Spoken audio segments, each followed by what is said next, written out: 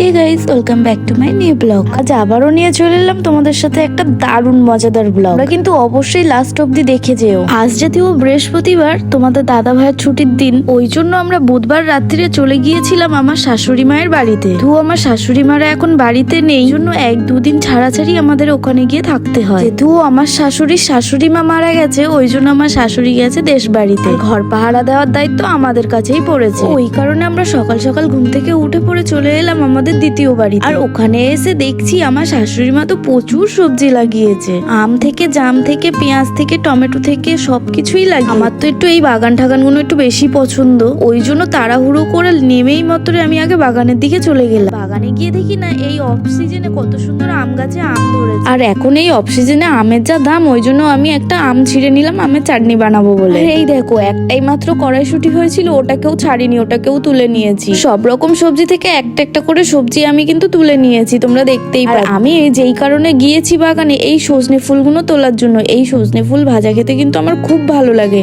তোমাদের কাদের সজনে ফুল ভাজা খেতে ভালো লাগে অবশ্যই কিন্তু আমাকে কমেন্টে জানাবে। তো বাড়িতে প্রচুর সবজি রয়েছে, ওই জন্য বেশি কিছু সবজি না তুলেই চলে এলাম বাড়িতে। আচ্ছা, তোমরা একটা সত্যি কথা বলো তো, এই 2026-এ এত সুন্দর মেঘ কতবার কারা দেখোছো, কিন্তু এই ফার্স্ট টাইম এত সুন্দর মেঘ দেখলাম। তারপর বাড়িতে এসে সকলের জন্য একটু রুটি তরকারি করে নিলাম। আর এইদিকে টিফিনের টাইম বেরিয়ে যাচ্ছিল বলে ওই জন্য আগে টিফিনটা বানিয়ে নিয়ে তারপরে আমি নিজে ব্রাশটা করে নিলাম। আজকে জানো তো প্রচুর কাজ পড়েছে। যেহেতু তোমার দাদা ভাইয়ের ছুটির দিন, তো কি হয়েছে, ছুটির দিনেও কোনো ছুটি থাকে না। দাদা ভাই কিন্তু চলে গেছে গাড়ির গ্যারেজে গাড়িগুলো ঠিক করাতে। তাহলে ভাবতে পারছো কত চাপ, ছুটির দিনেও আমরা ছুটি পাই না। আর এইদিকে আমি তাড়াহুড়ো করে সবজিগুলোকে কেটে নিয়ে রান্না বসিয়ে দেবো ঝপাঝপ করে, কারণ আজকে যুবসাথীর ফর্ম ফিল আপ করতে যেতে হবে। যে এবার হয়তো অনেকেই বলবে যে বর তো ভালো জব করে, নিজেও ভিডিও বানিয়ে ইনকাম করছো, তাও তোমাদের যুবসাথীর ফর্ম টাকার দরকার। তাহলে তোমাদেরকে একটা কথা বলি, পরে সরকারি চাকরি তারা গিয়েও যুবসাথীর ফর্ম ফিল আপ করার জন্য লাইনে দাঁড়িয়ে আছে। আর আমার কাছে কথা হচ্ছে,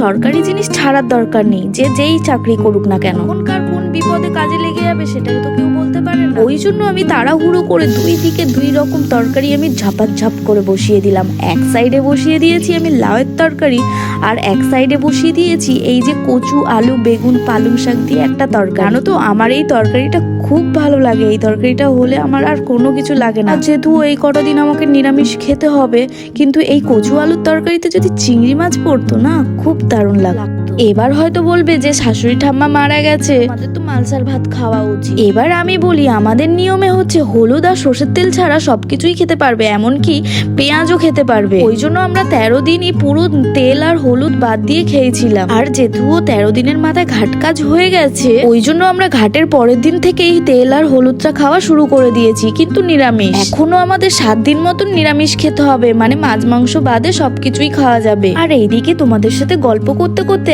আমার 5 রকম তরকারি প্রায় হয়েই গেছে। চলো আজকের কি কি রান্না করেছি সেটা একটু বলে দিই তোমাদের। আজ আমি করেছিলাম সয়াবিন দিয়ে বেগুন দিয়ে তরকারি, আর কচু, বেগুন, পালং শাক দিয়ে একটা নিরামিষই তরকারি, আর ওই যে বাগান থেকে আমটা পেড়ে নিয়ে এসেছিলাম ওই আমের চাটনি বানিয়েছিলাম, আর বানিয়েছিলাম সজনে ফুল দিয়ে আলু দিয়ে ভাজা, আর বানিয়েছিলাম লাউ ডাল। তোমাদের সাথে কথা বলতে বলতে দেখো এইদিকে আমি রান্নার জায়গাটাও একটু পরিষ্কার করে নিয়েছি। আমার একটা রোগ রয়েছে, আমি রান্না করতে করতে রান্নাঘর পরিষ্কার করতে ভালোবাসি, কিন্তু ওই রান্নাঘরে কেউ যদি গিয়ে নোংরা করে আসে তার উপর খুব মাথা গরম হয়ে যায় আমার। আচ্ছা বলো তো, এই প্রবলেমটা কাদের রয়েছে তারা অবশ্যই কিন্তু আমাকে কমেন্টে জানাবে। আর যেহেতু আমি বলেছি যে যুবসাথীর ফর্ম ফিল আপ করতে যাব, ওই জন্য আমরা তাড়াহুড়ো করে খাওয়া দাওয়াটা করে নিলাম। খাওয়া দাওয়ার পরে 1 সেকেন্ডও কিন্তু আমরা বসিনি, চলে গেলাম রেডি হতে। হ্যাঁ, আর একটা কথা, রান্না করার আগে বাড়ির নিচ থেকে একটা ফেরিওয়ালা যাচ্ছিল, তো সেই ফেরিওয়ালার কাছ থেকে এই কুর্তিটা আমি নিয়ে নিলাম। কেমন লাগছে অবশ্যই কিন্তু তোমরা কমেন্টে জানাবে। দেশে এত পলিউশন বেরিয়ে গেছে যে এত সুন্দর মেঘ তো দেখাই যায় না। পরে তোমাদের দাদা ভাই আমাকে নামিয়ে দিল শটাং পড়ে গেছে। এবার ওখান থেকে আমাকে হেঁটে হেঁটে যেতে হবে পঞ্চায়েত অফিসে। পঞ্চায়েত অফিসে এসে ফর্ম গুলো ফিল আপ করে জমা দিয়ে দিলাম। তোমাদের কাদের এই ভিডিওটা পছন্দ হয়েছে কমেন্টে অবশ্যই জানাবে, আর ভালো লাগলে ভিডিওটা শেয়ার করে দিও। দেখা হচ্ছে পরের ভিডিওতে। টাটা।